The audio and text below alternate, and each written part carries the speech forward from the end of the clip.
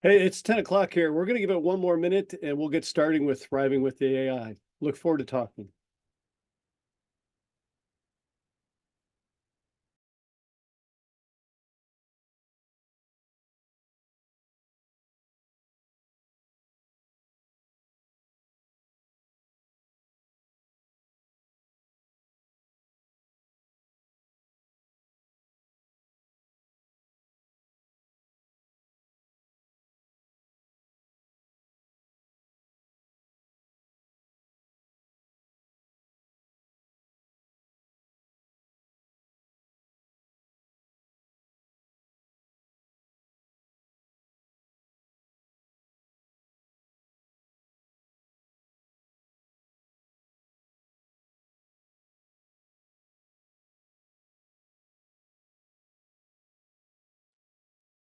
Hello and welcome to Thriving with AI, boosting your productivity.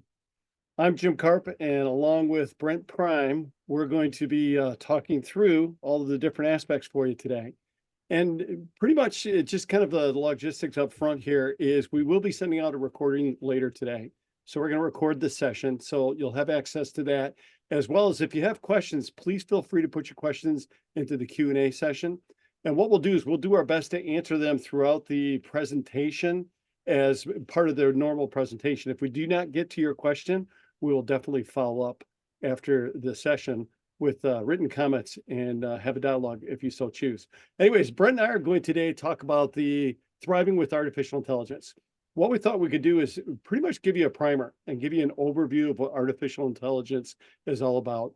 And then secondly, from a generative AI, and we'll discuss that here pretty quick, we'll go into the prompt engineering and then also some practical applications. And at the tail end, we'll see if we can address any of those concerns that we've got out there. So let's go ahead and get started right here. Artificial intelligence, pretty much, if you look at it, the paradigm shifted. And so when Google came in a while ago, it's been quite some time, we were able to key and type in keywords, search on those keywords, and we'd get basically URLs or some basic information that we could further pursue. Well, as time has gone on, the paradigm has shifted.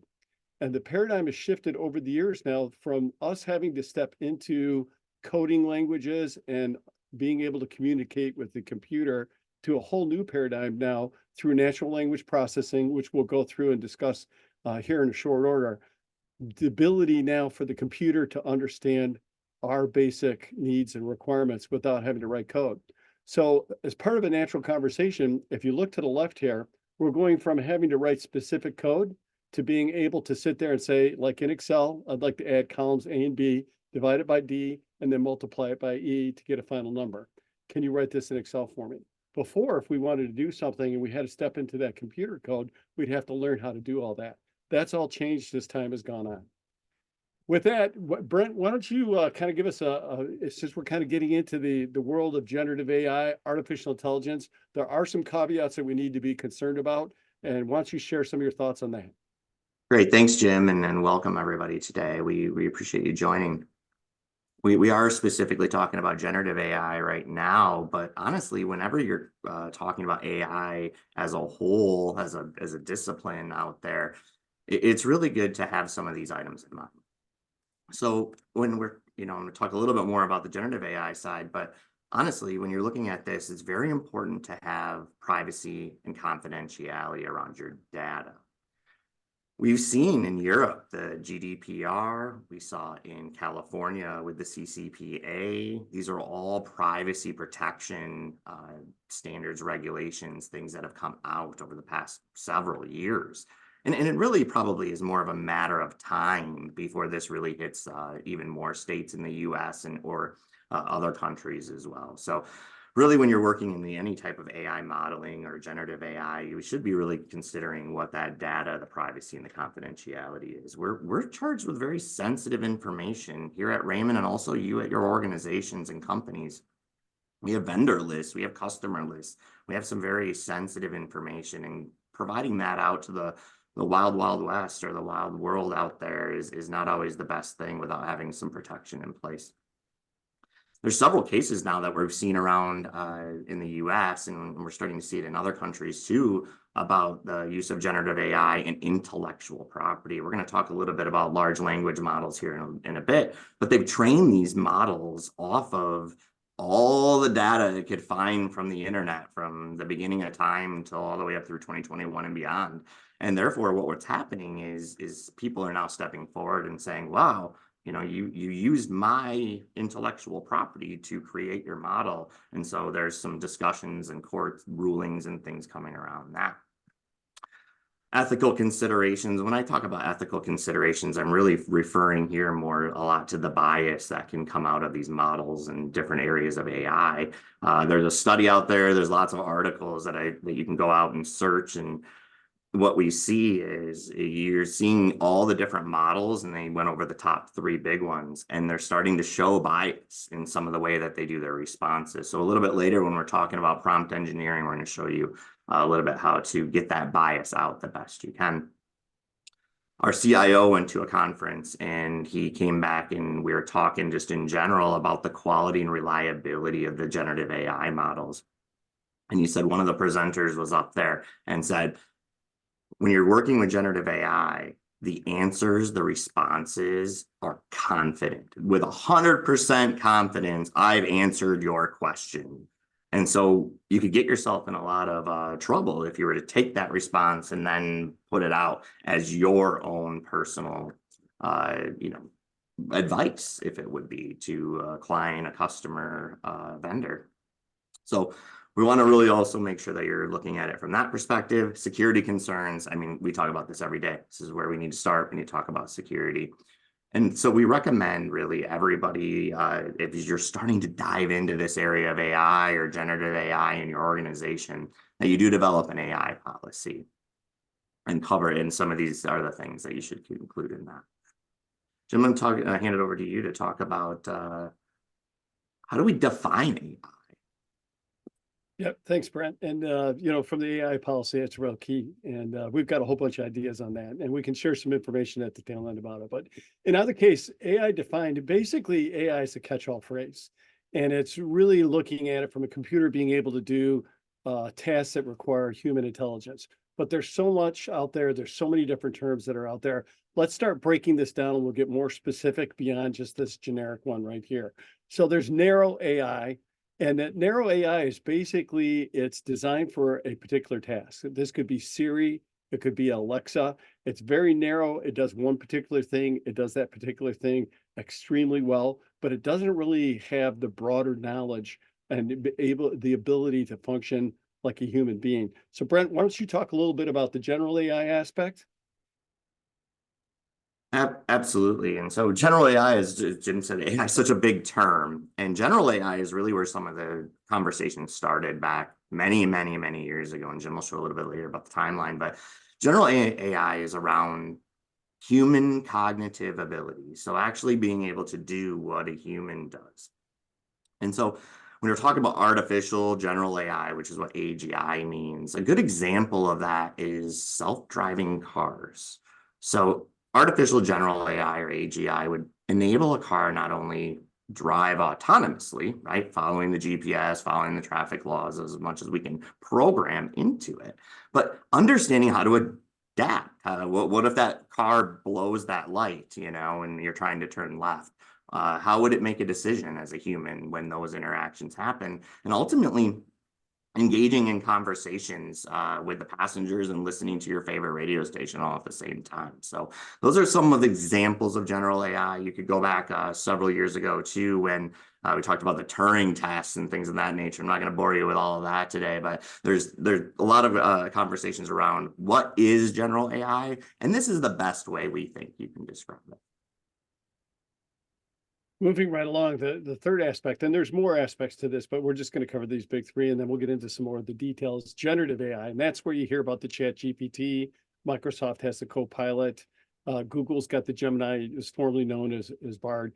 And really with that, it's a language model that's developed by OpenAI. And really it's to understand and be able to interact with human text along those confines. And also it's really designed to be able to be creative. And we'll get into more of those aspects. And that's where we're going to spend a majority of our time today, is really kind of talking about the generative AI and how you can deploy it here relatively quickly. So if we look at the big picture, then what we're saying is general AI is like a Swiss Army knife. It's got that cognitive ability based on the large language models and the deep learning and the machine learning. We'll get into those here pretty quick, but it's the ability to be able to function without specific programming. Whereas narrow AI is specifically programmed to do a particular task. And then generative AI is like a paintbrush. It is that broad perspective to be able to get those different aspects of everything along those lines. So let's jump into a couple more terms that you need to understand, and then we'll move right along. The first one is machine learning.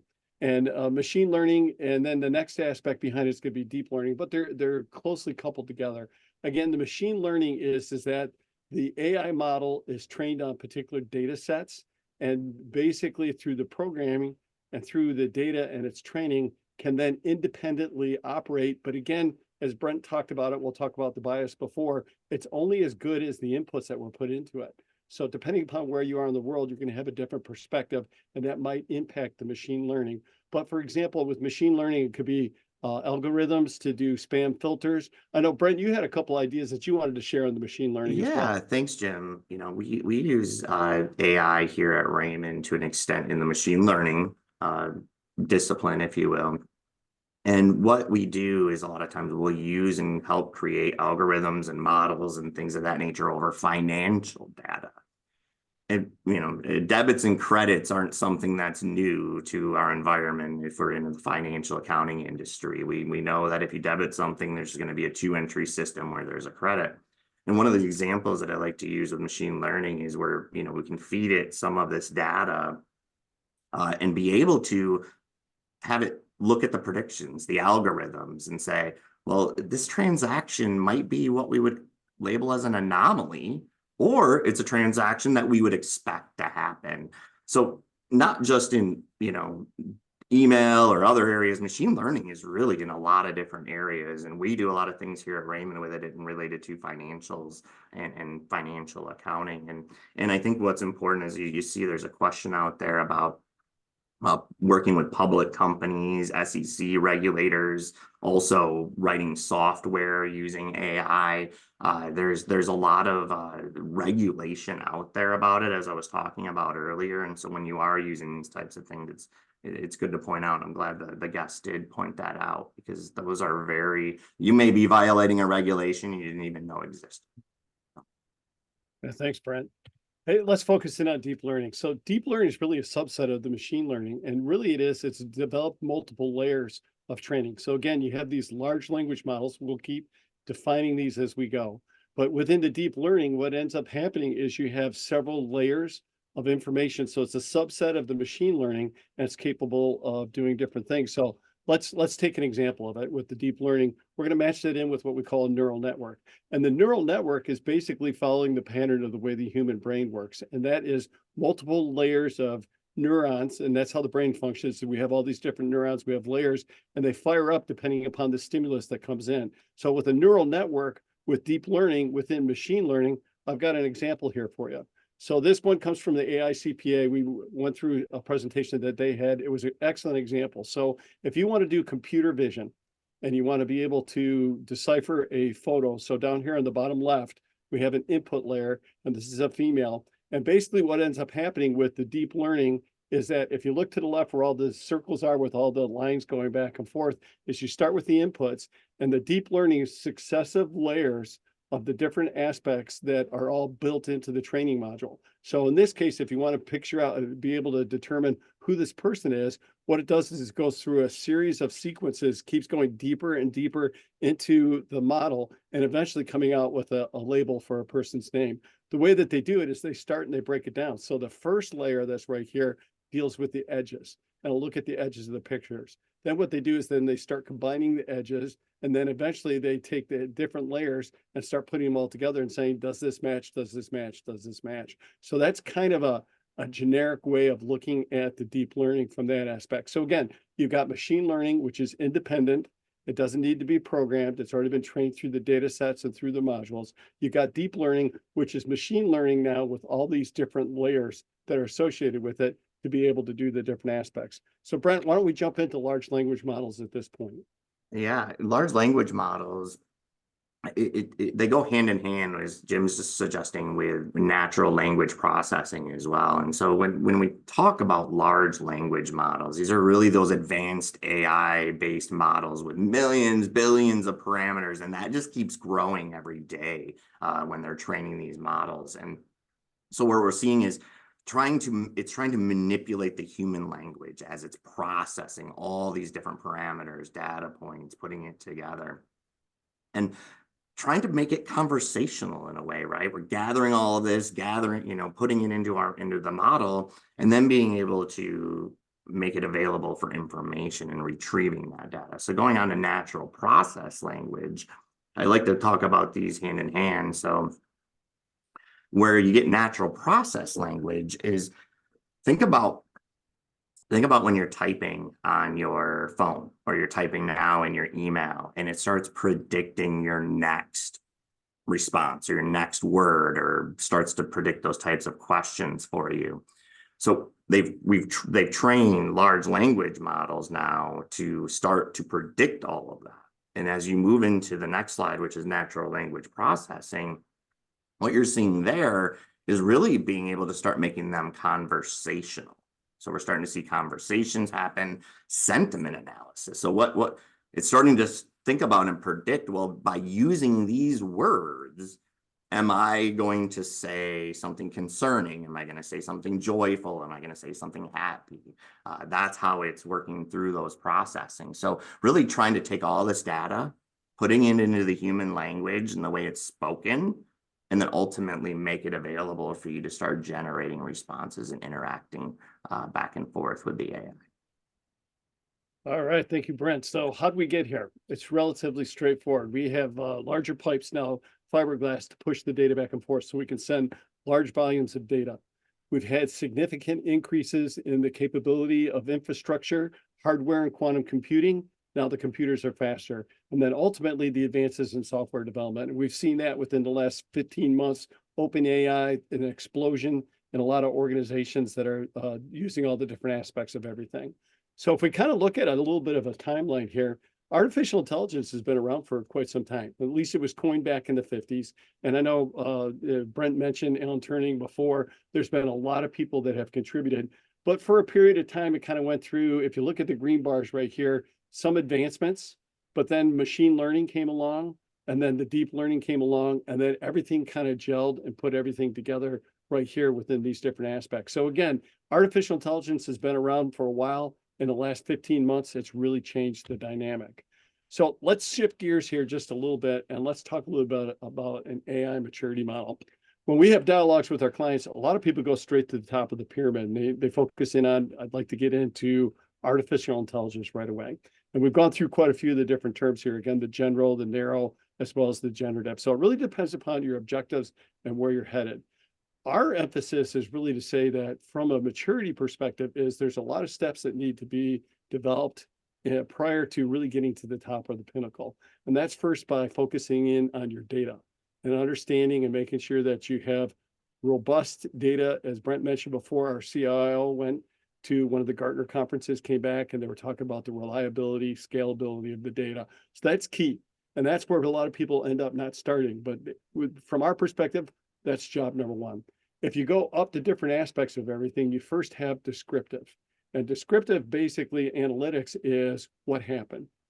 From there, there's diagnostic analytics, which is why did it happen? And then you can get into the predictive analytics, is what's going to happen. And then prescriptive analytics is what can you do about it? Now, if you look to the side right here, we talk about small data, big data, the ML and the DL is the machine learning, as well as the deep learning. So from the descriptive and analytic perspectives, you've got small data. That's the data that's within your control that you can glean and be able to sift through. That's a lot of times where we're recommending a lot of our clients get started. First, understand your data, get it all in order. Then secondly, focus in on that. And then also go to the predictive, which then you start dealing with the big data and as well as the large language models, as well as the deep learning. So again, from this vantage point, this is one aspect of it. The other aspect is this could be dealing with the general as well as the narrow AI.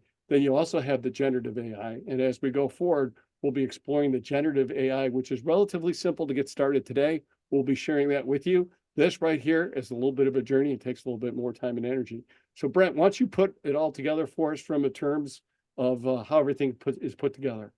Right. We created this cheat sheet and we reference it when we're talking to our clients or talking to internally, because it is a broad subject. Artificial intelligence, very, very broad. And we covered a lot of different content and areas there as we went through this first part of the presentation for you today. But I like to refer back to it as I like to think about machine learning is, the mechanism of training the computers, training the models, doing things like that. And deep learning, as Jim described, is really digging deep into the actual algorithms and things of that nature. I talked a lot about natural language processing, LLMs, and then as we're going to talk about here shortly, we're going to talk about generative AI and how you can get started in that area. So great sheet to be able to refer back to. Prompt engineering. So again, we're going to really now focus more into the generative AI side of things. And so prompt engineering is really where if you don't provide good prompts, you're not going to get good results. And so when really the generative AI, the chat GPTs, copilots came out to the general population, we got a lot of clients and of course internally here. I tried that chat GPT thing and I don't think there's much to it. I don't think there's a lot of buzz. I don't understand what all the buzz is about.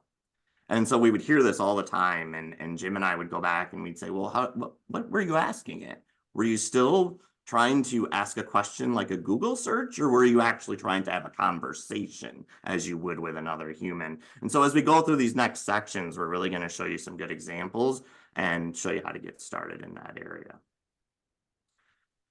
So we did put together some best practices. I refer to these all the time. You want to be clear and concise, or and specific about what your prompt is. Using that context, use examples, personas, experiment. Don't be afraid to experiment. This is a new technology, and now this technology is being put in the hands of the everyday user. So we want to make sure that you take that time, or recommend you take that time to learn and experience just like you would anything else new. And of course, regulations, bias, ethical issues all have to be top of mind when you're working through it. So the first area here was clear and specific, but this just gives you a really good example of how you can be a little bit more clear and specific to get the answer that you want from a generative AI model. Please outline the steps to create a pivot table in Excel 2019, including how to select a data range, apply relevant functions, and how to organize my pivot table. As you can see, that took a little bit of extra prompting and engineering to be able to get the response I want. Next area is context. So this is where I talk about like personas and different things of that nature, where you want to talk about, I'm a marketing manager for a tech startup and I'm developing a campaign strategy to target young professionals in this area. Use some examples around digital marketing channels I should use. What KPIs should I consider when I'm developing this campaign? Those are some good ideas of how you would contextualize or provide examples in your prompt. Next area is, again, bias and unethical issues. I feel like I've hit it enough now. I feel like I'm the Debbie Downer when it comes to this all the time, but with the group when Jim and I are doing our thing. But it's just really important to, if you want to try to cut as much of the bias out of these models as possible, then ask the model to cut the bias out. Ask it to use a persona, use a specific area to make sure it's free of any bias. Jim, anything else there before we go into some more fun examples of how you do this? Well, actually, Brent, now that you mentioned it, yeah, this is the exciting time because of today, as soon as we're done with this presentation, you can go out and put AI to work right away.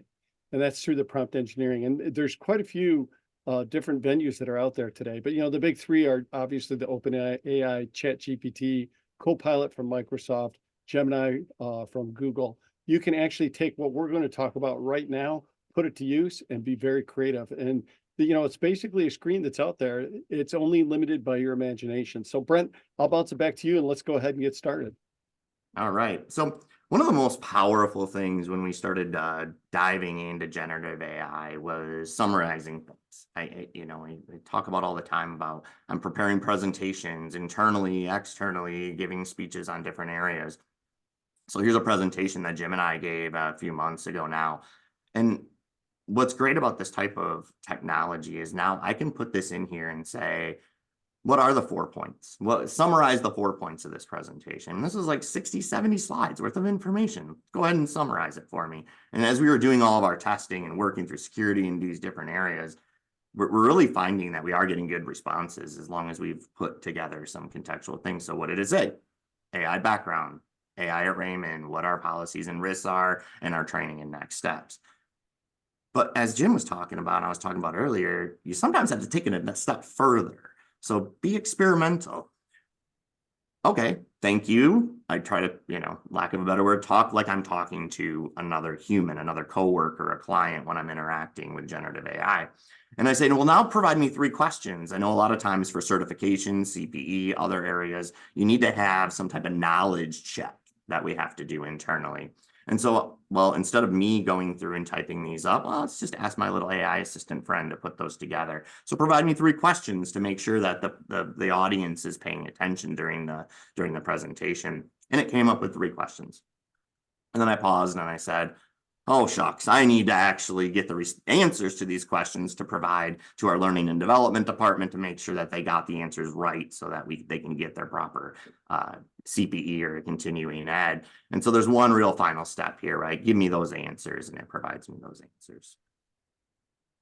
The next area is really email generation. And I think this is where I heard a lot of those naysayers at the beginning, right? They're, well, I can type an email. Why do I need something to type an email for me? Well, sometimes it's nice to have a good starting point. It's really nice to have something to start with and then be able to tailor it to your team and whatnot. So this is just a fun little example. Again, we're just trying to get you started, trying to get your hands on it. And I lead a 5-team here. We're working on a project for a client, and the team, you can see the team's morale starting to go down. We're working those long hours and getting these things done. And we had to deliver. We had to deliver this project either to your customer or the organization in the next couple of weeks. And so I asked it, put together with a positive tone, and you can see here, really gives you a good framework to start and how you would go about that. Then you can tailor it to move on. So just a great example. Jim, I know the next section I think is where I've learned a lot from you is how do I do better prompts to get over the naysayers and get over how you would actually get the best value out of using a technology like this? Absolutely. And I came across this on a training program that I sat through from Coursera. And basically what the gentleman was saying is that you can improve your prompting. And again, Brent hit it right at the beginning here is if you don't like your answer, it basically tells us that the prompt's not correct. So right here, it says from now on, whenever I ask a question, suggest a better version of that question and ask me if I'd like to use it instead. So I put in as an example here, should I go to college? And it came back and it said, certainly. For the sample question, should I go to college? A more refined version could be, what factors should I consider when deciding whether to pursue higher education? And then it says, would you like to use this refined question?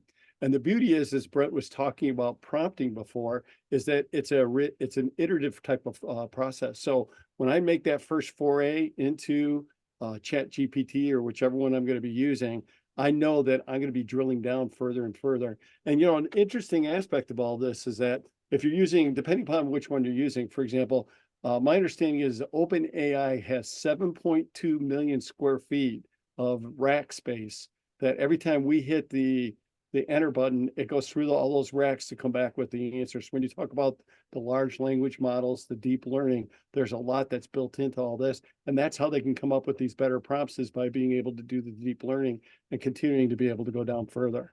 So here's another example. So recently we just upgraded my PC. It was through that 3-year cycle. We needed to get a new one that's out there. I have Microsoft, the Outlook, and unfortunately the dictate capability as well as the read aloud was off my main ribbon. Used to take forever to be able to figure out how to do it. So I just go into, in this case, I went into Copilot for Microsoft. And I said, in Microsoft Outlook on the main ribbon, I'd like to add dictate, read aloud functionality. Can you show me how to do it? The result came over on the right. 2-3 minutes later, I've got everything I need that's been put into place, and we're off to the races. So that's very powerful. The I other think that's a aspect, good point there. Sorry, Jim, to cut you off, yeah, but go ahead, it's a good go point ahead. about how you can learn something and get an answer very quickly. And to your point, I got a new updated version of Microsoft Office recently, and all of my stuff was moved around. All my favorites, they weren't in the order that I wanted, and I got a pretty good idea of how I would organize them, but I was missing, some of my tabs and some of my ribbons. How do you get that back? And this is just a great way of being able to get answers to questions, as you talked about earlier. Instead of what would I have done in the past, I would have started Googling, right? I would have went out to Google and I would have been clicking through all these community sites and trying to find the right answer. And sometimes it wouldn't necessarily get me to the right site. So I can use this type of technology now and get answers to question, not Google myself to a question. Right. And when we talk prompting again, a lot of times I think you have to give it the right context too, because you have to let them know which part of the Microsoft, what version you're on, because the answers could be different. And over the years they've moved so many things around, and it might be every couple of years that we do an upgrade or a refresh, that it's easy to forget how to do those things. So it's real quick from that vantage point. Thanks, Brent. Explanation. So in this case, basically what I said is, can you describe deep learning in simple terms that somebody that has limited exposure to it can be able to understand it? And then I said, hey, can you give me a bunch of examples? Now, in order for you to be able to see this today, we've cut a majority of the information out because they come up with sometimes some rather lengthy explanations. But the result that came back is basically they define deep learning as a type of machine learning that mimics how a brain works. And it goes through the different details. And then it gave me different examples along those lines. And we've mentioned before about the context of doing the iterative type of questioning. So I took it one step further and I said, okay, can you provide me an analogy of the deep learning so I can make it simple for people to understand? And it came back and said, okay, let's do an example with a bakery. And you have a bakery detective. And the first layer, we talked before about the neural network and how it had the different layers and how it leveraged the deep learning. The first layer is basically looking at all the different shapes. So you can look at shape, color, and all the different aspects of it. Then it goes to the second layer. That was that second layer of rows. And that's then looking at thousands of different pictures to be able to get it. And then eventually, as it says case solved down at the bottom, the ability then to pick out what's actually there. So in this case, what we were able to do is start at the top, and we kept digging down deeper and deeper, getting that to being able to refine and get more answers to our questions. Brent, you've got a great example here about code development. How about if you share that? Yeah, this is an area where most of us out there aren't coders. And we're not going to pretend to be coders, and we're not going to understand how to even maybe set up a code. So with this type of technology today, we are able to, I'm just going to use Excel as a good example.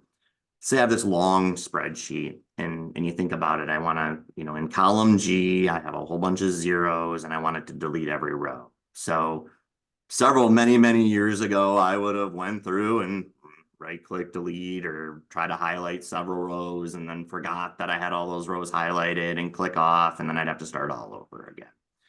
And then as you develop in your Excel world, right, you start to use filters and things of that nature, or pivot tables, and you start to filter out data that way. And then that last that last side of it is really in the VBA, the Visual Basic side of Excel. And so instead of even using the filters, the easiest way really is to just run a macro and have it just run. It takes a matter of seconds. And so this is just a great example where I wanted to delete every single row in column G that had a zero. So remember my prompting, I had to be a little specific. I had to tell them I'm in Excel. You would probably assume that, but going through that process, and then it provides me with the code. And I then say, well, that's great. So for sort of a novice out there that isn't really familiar with it, I know what VBA is, but I don't really know how to use it. Okay, well, how do I insert this into Excel? And so again, going down that rabbit hole of prompting and continuing to get more out of the conversation you're having.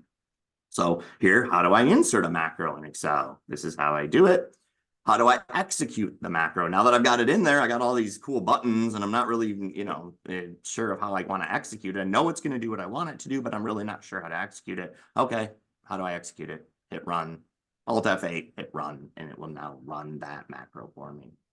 Hey, So, Brent, if I can jump in yeah, here real quick too, along these lines with the macro execution is again, we talked a little bit about Copilot. We talked about the OpenAI as well as the Gemini. They're all updated at different intervals. So what I mean by that is there's a certain point in time where they cut off the data. They curate a lot of the data. So they have these models. Basically, your input goes into them. Sometimes they include what we've done into those models. So you need to really be careful of where you're going and which one you're using from that vantage point. Because, for example, Microsoft's going to be most up to date on their stuff. Now, depending upon the version that you're using from OpenAI, if you're using 3.5 or 4, if you're paying for it, or if you're not, then that will depend upon when the model was last updated from that vantage point. So again, just from a macro perspective, it's just important to make sure you realize where you're going for the information. I'll turn it back over to you, Brett. Yeah, and I think that brings up that other point of that if you're not familiar with code, and then again, we're really just kind of showing you some fun, simple examples that likely wouldn't put yourself in a lot of harm if you were to execute a code on your computer. But it's one of those things where until make sure that you're feeling comfortable, maybe use your new friend here in generative AI to learn a little bit more about what the dangers are of running code and executing code, especially at your organizations, to make sure there isn't something in that code that could provide danger or leakage to that data. So a lot of times though, maybe you need to ask what in reverse, right? So now we're reverse engineering the macro. So we have a macro that I got on a spreadsheet and I got it and it said, hey, run this macro and it'll do exactly what you want it to do. Well, before I do that, I might want to actually do a little bit of due diligence to understand what that macro is going to do. And here's another great example where I can copy and paste that macro into the large language model and have it respond to me in natural language. It's a macro that's going to delete all the rows that have zero, or delete all the rows with zeros on it in column G. So don't always try to think about one way down the street. Sometimes think about going uptown versus downtown when you're going through these different areas. So great example there, Jim. I appreciate you letting me share that one. Absolutely. Compare and contrast. So in this case, this went into the OpenAI. So it went into ChatGPT. It's specifically ChatGPT 4. And again, as Brent talked about the privacy and confidentiality, so we've made sure that anything that goes into the model is generic and doesn't have any proprietary data that's associated with it. And you even need to be careful as an organization when you're putting information that's out there, because some people can be smart enough to be able to work things back. But right here, these are just generic items. I came up with a template draft and then also like a standard to go against it. So I have 2 files that are out there. I put both the files back into ChatGPT.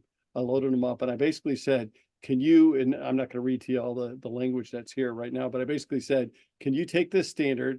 Can you take this draft that's been written, compare and contrast the two, and tell me what I'm missing from the standard that's in the draft? And so it came back and it gave considerably more information than what's shown here for you. But you get the gist of it, is that you can then, along the lines of what Brent was talking about earlier from a summarization perspective, you can do that compare as well as contrast aspect of it as well. So that's been very powerful along those lines. There were a couple questions out there. We said we wouldn't be answering a lot of the questions, but I said as we went through, if we could address them, we would definitely have that. And one of the questions came back, Brent, when you were kind of talking about the macros and coding. A lot of organizations are choosing not to take code that's been developed by artificial intelligence or code that they've developed and put it into artificial intelligence, because of then it's in that public forum and it can be leveraged. So again, OpenAI is going to curate information. So as they're out reading and building these large language models, they're actually looking at the different stuff and sometimes including that information. And also another point that the same gentleman put out there is from an SEC perspective, and Brent, you addressed this earlier, you have to be really careful about what you can and cannot put into the artificial intelligence. And so that is key, going back to what we talked about earlier from the different aspects to consider before you do the generative AI, making sure that you got an AI policy that's set and ready to go. Yeah, and a couple other things there just to tag on is the element that we're seeing more and more of is that human in the loop component. and review of information. So let's say a marketing department's generating images and generating PowerPoints or marketing material. We know it's happening out there using the generative AI and other type of models that maybe they've developed even internally. And they're generating these things, but we feel as that's having a system in place, a policy in place, but also with that review procedure, right? Having some type of standard review process of what you've generated, but then also having, like I said, then having somebody look it over to make sure there's not something that you have violated some type of copyright or other type of trademark infringement. Those types of things can happen, are out there today. I think the other quick thing there too is as you're doing some of this stuff, you mentioned it, Jim, anomalizing some of the data and doing some of that. I just want to reiterate that because that's a pretty important part of how you're using a lot of these models. Again, you don't want to really put yourself at any risk with that. And last but not least, but is disclosure. We're seeing a lot of disclosure out there too, where like, let's say you've generated an image or marketing material with these generative AI models. What about disclosure? Like, do you have to disclose that you actually generated it with AI? Does that give you the protection that maybe you're looking at from a legal or other type of aspect? So lots of things to consider here into your AI policy. And so I'm really glad that we're touching on these because they're going to be really important as you go forward in these areas. So Jim, I think your next set of slides are a lot more not as business generated, but a lot more fun. And so please share, because I really love these examples that you got coming up here. Absolutely. And we have a whole series of these. So all the rest of the slides are going to be basically kind of following this premise. So as we step back and looked at it, we said, what are the different things that you can do with generative AI? So the thought is, okay, if we were to throw a mixer, and let's say it's a thank you for our clients, to be able to get out there. So the first question I said is I'd like to develop a mixer, and I gave it some specifics. It's going to be on May 21st. It goes from 6 to 10 p.m. It's going to be casual. We're going to have cocktails, beer and wine, hors d'oeuvres, and those types of things. Can you create an invitation? And again, as we've talked about before, the result is significantly smaller than what actually came out, just because we didn't want to make it too small that you couldn't read it. But within 30 seconds, I had a beautiful invitation that I could just copy and paste. Now, again, human in the loop, and the copyrights and all those different types of aspects that we could massage to be able to do it. So we had that really quick. So then I thought, okay, let's play with it just a little bit. So then we say, okay, can we change the themes up? And can we have different themes? So for example, we said, can you have a country Western theme? And it said, yeehaw, it's a country Western hoedown. Obviously, we're not going to throw that. But then how about if it were to be a rapper? Get ready to drop the beat. Classical music, a night of elegance, a classical soiree. And then if you want to go after millennials, I put it back in and said, can we have a millennial mixer? And it said a night of fun and connection. Now, these are only the titles, but through the balance of the rest of the email, it took it in that context. And Brent talked about the context before to be able to get out there and change everything up. So that's again, where we're saying the more specific you can be, the more information you can provide it, the better your answer will come out. And then eventually I said, okay, great, I'm a baby boomer. Let's target the baby boomers for this event. So it says an evening of timeless elegance and connections. So one step further, then I said, okay, great. If we're going to have all these hors d'oeuvres, the cocktails and everything, what would you suggest to be able to get there? So it came up and it said, here's your white wines. It had suggestions for red wines. It had suggestions for beer. It also had for cocktails, and asked all of those different aspects. And then I said, okay, what about the appetizers and all the different aspects of it? And here's just a couple of them, but it came up with the smoked salmon, stuffed mushrooms, shrimp cocktail, and all those different aspects. And so it had just this big, long laundry list. Like literally, I did a copy and paste and put it into Microsoft Word. It was probably 4 pages long with everything that could be on the menu from that vantage point. So then I said, okay, great. If I need to get all of these different foods to have everything, can you create a shopping list for me? Again, the answer came back out. It said, okay, it's based on 50 people. And so I said, I think maybe 50 people will be there. What should I anticipate purchasing? It came back, Chardonnay, 8 to 10 bottles. Sauvignon Blanc, 8 to 10 bottles. A Merlot, 8 to 10 bottles. Appetizers, 2 to 3 pounds of smoked salmon. Went through all the different aspects of everything along those lines. Then I said, Hey okay, Jim, great. yeah, I think it's really interesting there that it came back with 10 bottles, or a bottle per person, almost on the ratio there of wine and appetizers and how many pounds as well. So again, yeah, when you're looking at these things, like I said, this is a really fun example because it could be part of, I mean, we know there are a lot of positions out there and professions out there that are event planners. And now you think about how fast you could put something like this together. But just wanted to point out that, you use your expertise and your professional judgment as you go through any of these as well. So we probably wouldn't be getting that much wine. You're right on that one. But it doesn't hurt to I, you never know where everybody's going to go. So that's good frame true. of reference. So then you can look at it and say from a culinary schedule is if we're to have two novice chefs, can they put together a schedule to say, hey, if we need to be ready at 6 p.m., what are all the activities that need to go on in order to be able to have all the food ready? So it came up with a big long laundry list starting at 10 o'clock in the morning all the way until 6 o'clock in the evening, based on two chefs that basically said, okay, for this dish, here's you're going to start at 10 o'clock, you're going to start at 11 o'clock, you're going to start at noon, and do all the different aspects and all the coordination from there. Now, we even went one step further and we said, okay, if we need to set up a room, what would you suggest as far as outfitting the room for an event of this nature? And it came out with a punch list. And it gave us all the furniture, basically saying tables and chairs. It actually said, where do you want to put, if you look at the bottom, it says layout suggestions. It said, you want to put these over here, do these different types of things. It suggested audio visual equipment, how to set up the bar, everything that you need for the bar, the ambiance, as well as the decor, and making sure that everything's from a safety perspective is covered as well. Again, it's just absolutely amazing. If you go through from start to finish, it's probably a 40-page document that was created just coming out of the Chat GPT and providing a lot of these ideas. And again, back to the human in the loop, you need to make sense of it. Not everything's applicable. I would say probably 80% of what was coming out of this was really good information that we could leverage from that vantage point.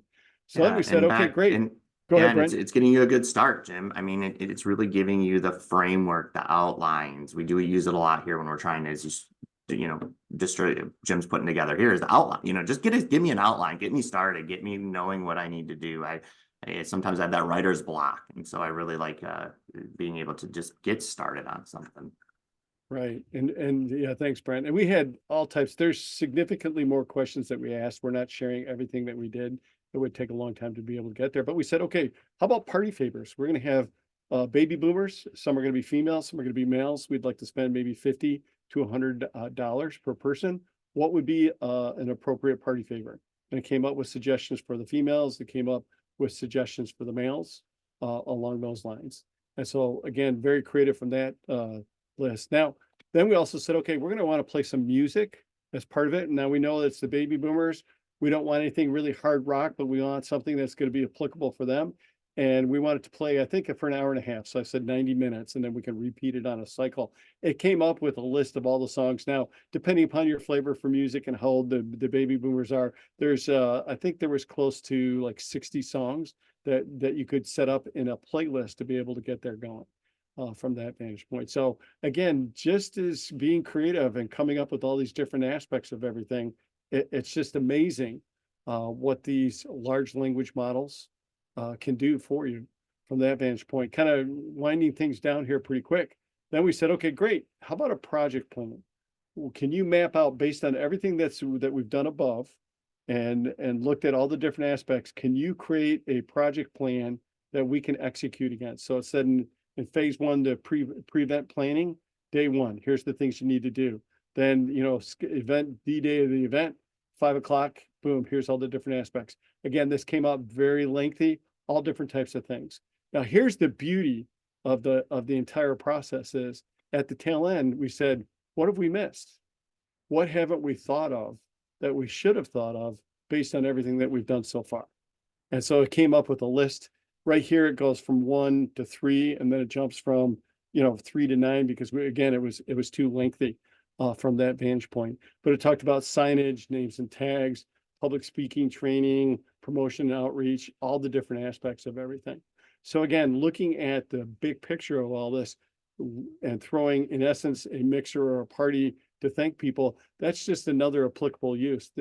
Again, you're only captive to how creative you want to be and all the different aspects that you're looking at. Brent, any additional thoughts or comments on that?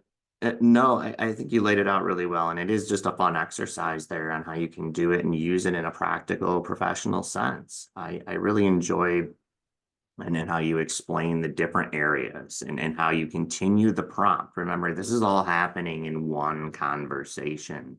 And so when you're using these types of tools, try to be natural. Try to act, prompt and use your language as you would when Jim and I are talking here, on a meeting or talking about something. And so I've seen a lot of examples as we go through these is again back to some of the oh, I'm not getting the responses I want. And how do I do that better? We gave you quite a few of them today to be able to get started and just to get your feet wet in it. But think about it as if you were walking into your friend's house or you're walking into your coworker's office. It's going to be really important to not jump subjects one after another after another.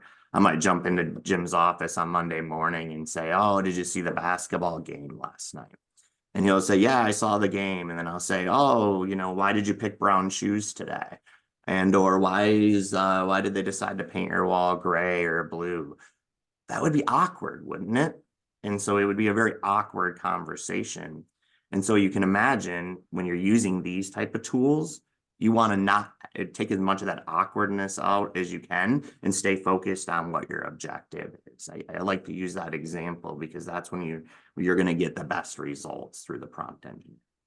And kind of following up, Brent, it's natural language processing. It's just naturally having that dialogue. So you, just like you're saying, you can sit there and think of the Chat GPT, the Gemini or Copilot as another person that you're having a dialogue with, and they might be a subject matter expert that can help you with that information from that vantage point. So kind of winding things down here real quick, just as a quick recap and kind of putting everything together. Brent and I have pretty much covered the waterfront. We looked at all the different aspects, not everything in artificial intelligence, but the big picture ones. So you can get a context to be able to say, what is a large language model? What is natural language processing? What about the neural networks and how they all work? But really, when it boils down to it, if you walk away today with the basic three, you got general AI, which is like the Swiss Army knife. You've got the narrow AI, which is very specific. It's like a tool, like just leveraging a hammer. And then you have the generative, which we've spent a lot of time and energy on right now here today. That is that paintbrush where you can broadly paint without having to be a coder. And, basically when we finish right here today, you can be off to the races doing those different aspects. Brent, additional thoughts from that vantage point? No, I think you covered it. And that was really what one of our objectives and goals was here today to put this on for all of you. Is to make sure you understand the terms. You don't need to understand every single to the nth degree detail, but be familiar with them and understand them because when you're reading through the different articles and things that are applicable to your organization, your industry, those are the areas that these topics are been hot and heavy for quite a few years now and really just will only speed up. So to the next area there is really being safe. I mean, I think we've hit it pretty well throughout the presentation today, but be safe with your data, be safe with your vendors' data, be safe with your customers' data. That's all going to be very important as we do get into AI being in the hands of the consumer, right, Jim? I mean, this wasn't something that always was in the hands of the consumer. It was something that was, the IT individuals, the experts in the areas, the big tech companies that were working through and modeling and putting all of this together. And when something like generative AI, we've really now these companies have put it in the hands of the end user. So be safe, be thoughtful. And it's really going to be important to work your way through what you want to accomplish with these tools and within your organization and how those and then those safeguards and policies and agreements that you want to put in place as you go through.